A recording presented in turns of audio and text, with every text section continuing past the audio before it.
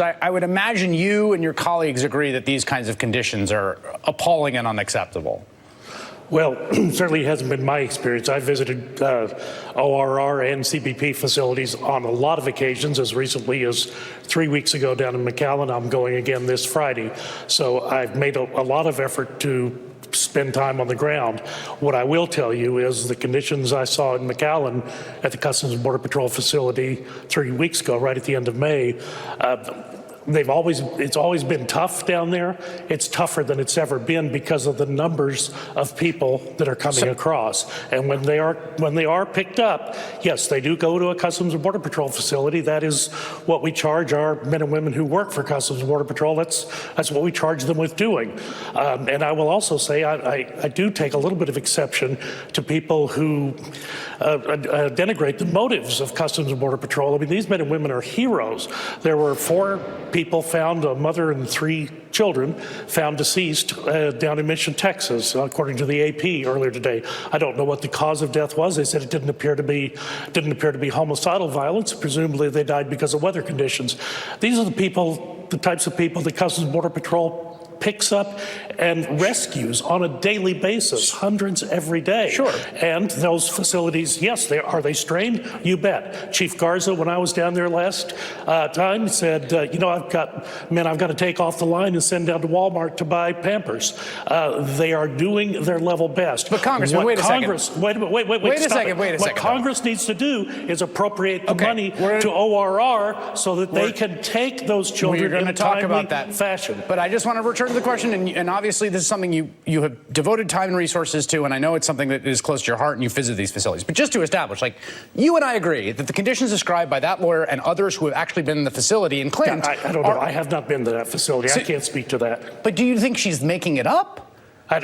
Chris, I don't know, because I was at Tornillo 3 times, and the stuff that I was hearing reported in the news was not what I was seeing at Tornillo. So the stuff that I saw at Homestead Air Force Base, not what I was seeing on the news media. You think this is fictional? I don't know if it's hyperbole. I know the hatred for this president is so intense that people are liable to say anything. All I know is I got to go and look for myself and see for myself. Let me ask you this.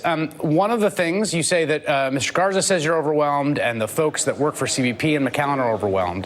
What about what Professor just said? There are thousands of these children who do not need to be detained, that we're spending $750, $800 a night. We are taxing the Customs and Border Protection, and there are thousands who have family members who don't need to be detained.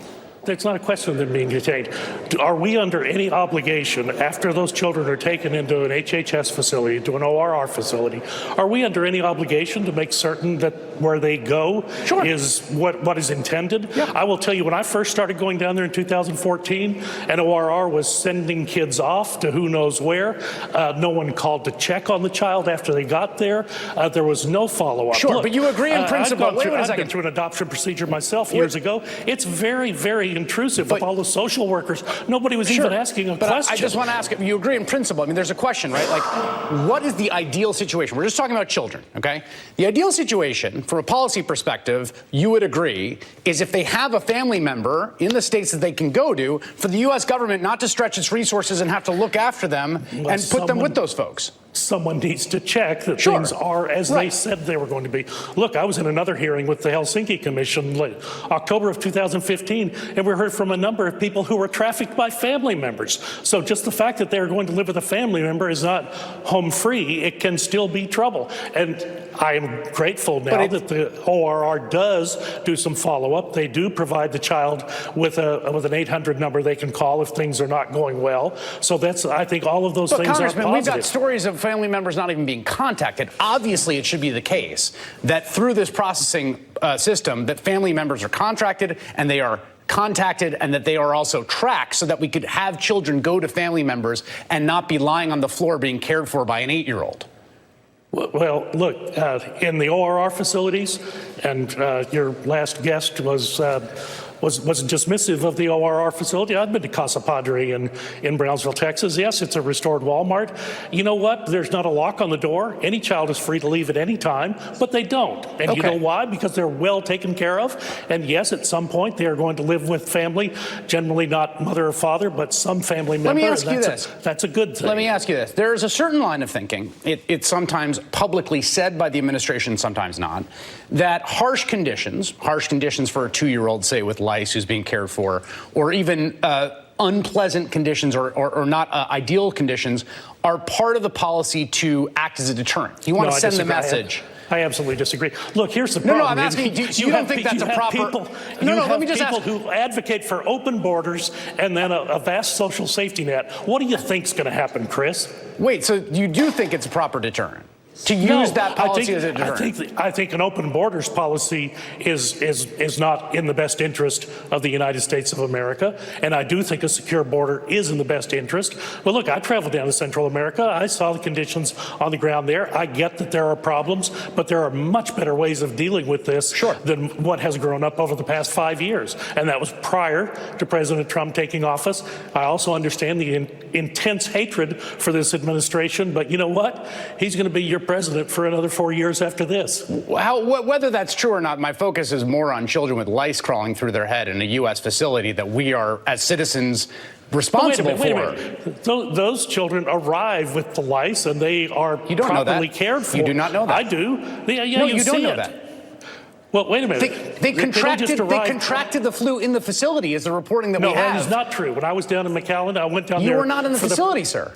I just talked to the lawyer who just was in Clint, Texas. You just told me you're not in Clint, Texas. You don't know what they got there. Texas. I do know about McAllen. That's what I'm talking about, Clint, Texas. McAllen was, they said, was under quarantine because of flu. I went down there to see for myself. In fact, they weren't quarantined, but that's what was reported in the news media.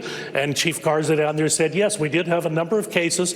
People were arriving, having contracted the flu in the stash houses in Mexico. I'm sure. And then they were dropped on our side of the border. So what are the Customs and Border Patrol people supposed to do? Here's my fundamental take care of the children with the flu that arrive at their doorstep. A fundamental question to you. I hear you're a doctor. You've cared for patients throughout your life. You're a member of Congress. You clearly are invested in this issue. You have empathy for the members of CBP who I would agree have a very difficult job to do. I guess my question is, do you understand why people get upset and worked up when they hear these stories about children and why they feel a pull to care for these children in a way that you would want your own children cared for if they were running from a desperate situation? Do you understand that impulse? And here's the deal, Chris. I think the men and women at Customs and Border Patrol, I think they do represent us well. They are dealing with an impossible humanitarian crisis right now, an impossible load. So, yes, I'm up on the Rules Committee right now. We're working on a bill to try to work on some money for ORR. The kids can't leave Customs and Border Patrol until ORR has a bed open up, so that money needs to be funded. And you know what? It's been denied 17 times. The president first asked for it much earlier in the year. It should have already been appropriated. But here's the bad news. We're not even going to vote on it in all likelihood until after the 4th of July recess. That's the travesty here. I should say the president just issued a veto notification on the new legislation we're talking about in a second. Well, final question here. We've seen the president twice in the last month issue emergency declarations to appropriate funds he thought were necessary. $15 billion in tariff relief for the great patriotic farmers, as he referred to them, and about $4 billion in emergency act for the wall. He clearly, when he's worked up about something, thinks it's important, has found ways to unilaterally use the office executive to make that funding happening. Shouldn't he do that here? Why wouldn't he do that here? Well, in both of those instances, he used a tool that was provided to previous presidents by a previous Congress. Look, this one would be simple. The Senate passed a bill out of their Appropriations Subcommittee 30-1. That obviously is a bipartisan product. That bill could be voted on the House floor tomorrow and go down to the president for his signature, and he would not veto that bill. All right, Congressman Michael Burgess, thank you very much for making time tonight, sir. Thank you. Both the House and Senate are expected to vote this week on spending packages at the border. On the House side, as the congressman was just referring to,